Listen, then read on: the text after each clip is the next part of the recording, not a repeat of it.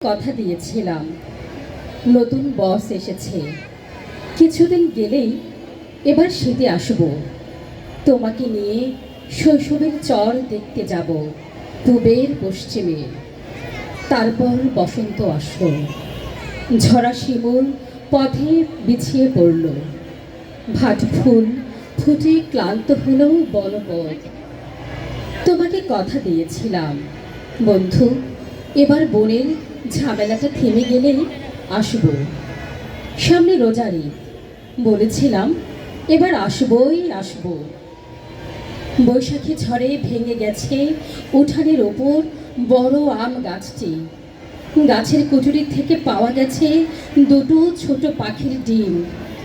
বৃষ্টিতে ভিজে ভিজে বড় ব্যামো বাঁধিয়েছে তোমার ভাতিজি ভাইস্তা। বর্ষার কবিতা চারপাশের থই থই বিলে ফুটে আছে।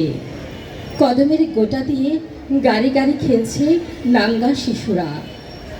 তুমি ফোন কল দিয়ে বললে, চলে এসো বন্ধু, আর দেরি করো না। বলেছিলাম বারুক না, আর একটু পানি, তারপর আসবো, ঝিলে নৌকায় দৌড়াবো। তারপর শরৎ, বাপের বাড়ি নায়র পেরিয়ে ফিরে গেল কাশফুল। তারপর হেমন্ত, শিশিরে ভিজে উঠে শুকনো খড়ের অভিমান।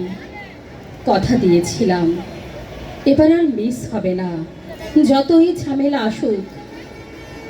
বাবা অসুস্থ হয়ে পড়লেন।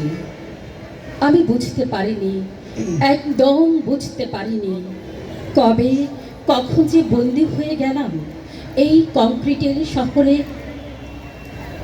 বৈশাখ কখনো